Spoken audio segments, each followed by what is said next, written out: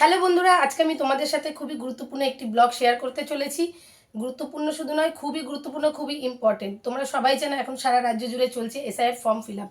আর এই এসআইয়ের form fill আপটা কি, আমাদের অলরেডি যাদের ভোটার লিস্টে নাম রয়েছে তাদের কিন্তু পুনরায় আবার ভোটার লিস্টে নতুন করে নাম তোলার জন্য এসআইয়ের ফর্ম ফিল আপ করতে হচ্ছে। তো আমাদের মধ্যে অনেকেই আছে যারা এই এসআইয়ের ফর্ম কিভাবে ফিল আপ করবে সেটা কিন্তু জানো না, কিংবা জানলেও হয়তো কনফিউজ যে এটা কিভাবে ফিল আপ করতে হবে। তো সেই কনফিউজ দূর করার জন্য আজকে আমি এই ব্লগটি নিয়ে চলে এসেছি। আমি তোমাদের সাথে শেয়ার করব যে এসআইয়ের ফর্মটি নির্ভুলভাবে কিভাবে তোমরা ফিল আপ করবে। তো কথা আর না বাড়িয়ে তোমাদেরকে আমি এসআইয়ের ফর্মটা কিভাবে ফিল আপ করতে হয় সেটা বলছি। তার আগে একটা কথা বলতে চাই, ভিডিওটি কিন্তু স্কিপ করবে না, ভিডিওটা হয়তো একটু লং হতে পারে। তুমি যদি স্কিপ করে যাও তো সেই ক্ষেত্রে তুমি কিন্তু সম্পূর্ণ তথ্য পাবে না যে কিভাবে ফর্মটিকে ফিল আপ করতে হবে। তো পুরো ভিডিওটা দেখে তারপরেই তোমরা ফর্মটা ফিল আপ করো, নাহলে ফর্মে যদি একটু ভুল হয়ে যায় সেক্ষেত্রে তোমার নাম কিন্তু ভোটার তালিকা থেকে বাদ হয়ে যেতে পারে। তো চলো কথা না বাড়িয়ে তোমাদেরকে আমি বলে দিচ্ছি যে কিভাবে তোমাকে এসআইয়ের ফর্মটা ফিল আপ করতে হবে। তো বন্ধুরা, এই মুহূর্তে আমার হাতে রয়েছে এসআইআর ফর্ম। আর এই এসআইয়ের ফর্মটা তোমরা কোথার থেকে পাবে? এই এসআইয়ের ফর্মটা তোমরা কোথাও থেকে পাবে না, তোমাদের বাড়িতেই দিয়ে যাবে বিএলওরা।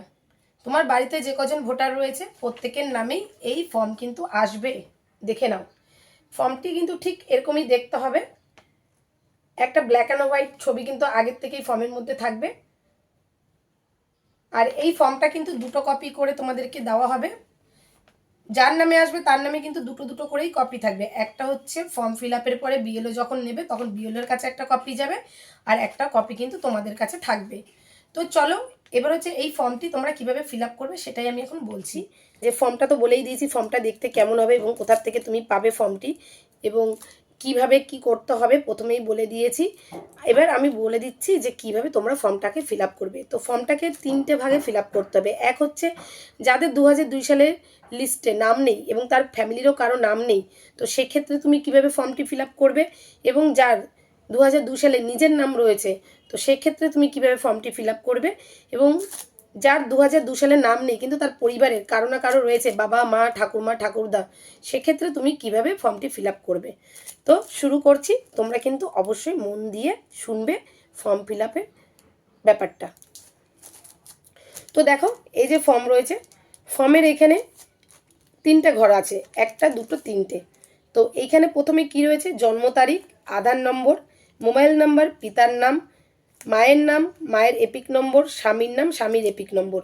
এই ঘরটায় এই যে যে এ ঘরটা রয়েছে, এখানে তোমাকে বর্তমান যে জিনিসগুলো রয়েছে, ডিটেলস রয়েছে, সেই ডিটেলসটা কিন্তু এখানে লিখতে হবে। মানে কার ডিটেলস লিখতে হবে, যিনি অ্যাপ্লাই করছে। মানে এই যে যে ছবিটা রয়েছে দেখতে পাচ্ছ মহিলার, এই মহিলার যেহেতু ছবি রয়েছে, তার মানে এই মহিলার ডিটেলস কিন্তু এখানে তোমাকে ফিল আপ করতে হবে।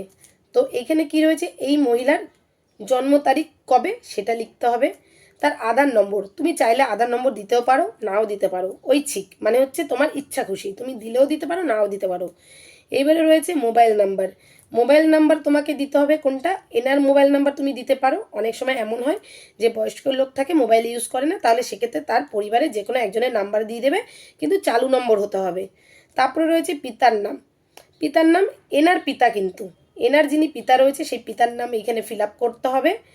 এবং তিনি যদি জীবিত থাকেন তো সেক্ষেত্রে কিছু লিখতে হবে না, যদি মৃত থাকেন তাহলে কিন্তু লেট লিখতে হবে, কিংবা পাশে চন্দ্রবিন্দুর একটা সাইন দিতে হবে। তারপরে রয়েছে পিতার এপিক নাম্বার। যদি এনার পিতার মানে বাবার ভোটার কার্ড থাকে এবং সেটার এপিক নাম্বার থাকে, সেক্ষেত্রে এপিক নাম্বারটা এই ঘরে বসাতে হবে।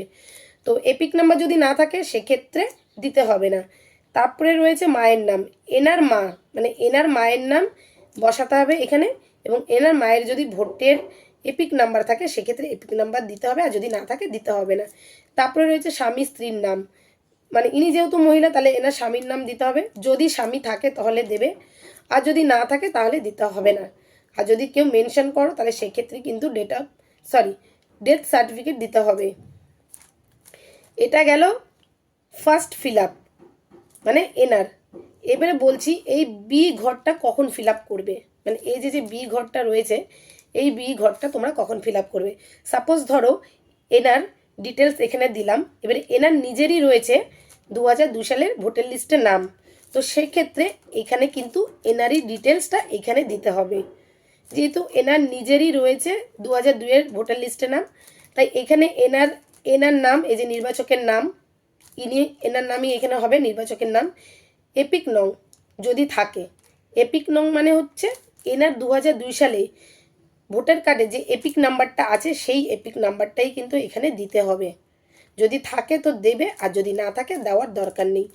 তারপরে হচ্ছে আত্মীয়ের নাম, মানে এনার আত্মীয় বলতে বাবার নাম বোঝাচ্ছে। এনার বাবা যিনি আছেন বাবার নাম দিতে হবে। যদি জীবিত থাকেন তো নাম লিখবে, আর যদি জীবিত না থাকেন ওং দিয়ে কিংবা লেট লিখে বাবার নাম লিখতে হবে। তারপরে যেহেতু বাবার নাম লিখছে তাহলে সম্পর্কে কী হবে, সম্পর্কের জায়গায় কিন্তু বাবা হবে। তারপরে রয়েছে জেলা, ইনি কোন জেলায় বাস করেন সেই জেলা লিখতে হবে। রাজ্যের নাম লিখতে হবে এবং বিধানসভার ক্ষেত্রের নাম। ইনি 2002 সালে যখন ভোট দিয়েছিলেন তখন বিধানসভা ক্ষেত্রের নাম কী ছিল সেটাই কিন্তু এই ঘরে বসাতে হবে। আর বিধানসভার ক্ষেত্রের নম্বর 2002 সালে ওনার বিধানসভা ক্ষেত্রের নম্বর কী ছিল সেটা কিন্তু এখানে বসাতে হবে। এবং অংশ নম্বর, ক্রমিক সংখ্যা সমস্ত কিছুই কিন্তু 2002 সালের লিস্ট অনুযায়ী কিন্তু বসাতে হবে। এবারে চলো সি ঘরটা কখন ফিল আপ করতে হবে সেটা আমি বলে দিচ্ছি। এই সি ঘরটা তখনই ফিল আপ করে যখন দেখবে যে এই মহিলার নিজের 2002-এর ভোটার লিস্টে নাম নেই, কিন্তু ওনার পরিবারের বাবা কিংবা মা, ঠাকুরমা, ঠাকুরদা এনাদের 2002-এর ভোটার লিস্টে নাম রয়েছে। সেক্ষেত্রে এই ঘরটাতে ফিল আপ করতে হবে। কীভাবে ফিল আপ করতে হবে, এইখানে দেখো লেখা রয়েছে নাম, এপিক নং, আত্মীয়ের নাম, সম্পর্ক, জেলা, রাজ্যের নাম, বিধানসভা ক্ষেত্রের নাম। ঠিক আছে, তো এই মহিলার বাবার ধরো রয়েছে 2002-এর ভোটার লিস্টের নাম, তো সেক্ষেত্রে এই নামের জায়গায় এনার বাবার নামটাই কিন্তু হবে। আর 2002 সালে ওনার বাবার এপিক নম্বর ভোটার লিস্টে কী ছিল সেটা এখানে বসাতে হবে। আত্মীয়র নাম সেই সেম। আত্মীয়র নাম বলতে এই যে নামটা হয়েছে বাবার নামটা উনি বসিয়েছেন, ওনার বাবার নাম এই আত্মীয়ের নামের জায়গায় কিন্তু হবে। এই জায়গাটায় অনেকেই ভুল করছে যে কি লিখবে বুঝতে পারছি না, কনফিউজ। তো বলতে চাইছি এইখানে যার নাম হবে তার বাবার নাম কিন্তু এখানে হবে। তারপরে এই দুজনের মধ্যে সম্পর্ক কি, নিশ্চয়ই বাবা, তো এখানে বাবা লিখতে হবে। যদি অনেকে আছে জ্যাঠা, কাকা, এদের ডিটেলস দিয়ে থাকে তাহলে কিন্তু সেক্ষেত্রে সম্পর্ক সেভাবেই লিখতে হবে। তারপরে রয়েছে জেলা, এনার জেলা বলতে এনার বাবা কোন জেলায় থাকেন সেই জেলার নাম, রাজ্যের নাম প্লাস বিধানসভা ক্ষেত্রের নাম, মানে ইনি যখন 2002 সালে ভোট দিয়েছিলেন ভোটার লিস্টে যে নামটা রয়েছে সেই সময়কার বিধানসভার ক্ষেত্রের নাম কি আছে সেটা লিখতে হবে। তার পাশাপাশি বিধানসভা ক্ষেত্রের নম্বর, অংশ নম্বর, ক্রমিক সংখ্যা, এইগুলো কিন্তু সমস্ত কিছু 2002 সালের লিস্ট অনুযায়ী লিখতে হবে। এই ঘরেও কিন্তু তোমার 2002 সালের লিস্ট অনুযায়ী লিখতে হবে, এই ঘরেও কিন্তু 2002 সালের ভোটার লিস্ট অনুযায়ী লিখতে হবে। তো চলো আমি টোটালটাই বলে দিলাম। এইবারে বলে দিচ্ছি যাদের ধরো 2002 সালের ভোটার লিস্টের নাম নেই, ফ্যামিলির কারো নাম নেই, তো তারা সেক্ষেত্রে কি করবে, তো তারা সেক্ষেত্রে শুধুমাত্র এই ঘরটাই কিন্তু ফিল আপ করবে। এবং ফিল আপ করার সঙ্গে সঙ্গে 11টা ডকুমেন্টস আছে, তার মধ্যে একটা ডকুমেন্টস কি দুটো ডকুমেন্টস কাছে রাখতে হবে। তার মধ্যে রয়েছে তোমার স্কুল সার্টিফিকেট, মাধ্যমিকের অ্যাডমিট কার্ডের জেরক্স, প্লাস হচ্ছে বার্থ সার্টিফিকেটের জেরক্স, আরও অনেক কিছু ডকুমেন্টস রয়েছে যেগুলো। তো বন্ধুরা আজকের এই ব্লগটির মাধ্যমে আমি দেখিয়ে দিলাম যে এসআই ফর্মটি স্টেপ বাই স্টেপ কীভাবে ফিল আপ করতে হবে। তারপরে যদি তোমরা কেউ বুঝতে না পারো আমাকে কমেন্ট করবে, প্রশ্ন করবে, যার যেটা প্রশ্ন রয়েছে আমাকে করবে, আমি যতটা পারবো তোমাদেরকে হেল্প করব। আরেকটি কথা বলার আছে, যখনই তোমরা 2002 সালের ডিটেলস দেবে তখনকার সময়ে যে নামের বানান ছিল সেই নামের বানানটাই কিন্তু দেবে। তো বন্ধুরা তোমাদের এই আজকের ব্লগটি কেমন লাগলো অবশ্যই কিন্তু জানিও। আর তোমাদের যদি মনে কোনো কোশ্চেন থেকে থাকে, কনফিউজ থাকে, আমাকে অবশ্যই কিন্তু কমেন্ট করবে, আমি তোমাদেরকে হেল্প করব। আর আজকে আমি ফর্মটা ফিল আপ করে দেখালাম না, যদি তোমরা সমস্ত কিছু বোঝানোর পরে ফর্ম ফিল আপ করতে পারছো না আমাকে জানাবে, আমি তোমাদেরকে নেক্সট ব্লগে তাহলে ফর্ম ফিল আপের ভিডিও করে দেখিয়ে দেবো। তো আজকের জন্য রাখছি, দেখা হচ্ছে আবার নেক্সট ব্লগে।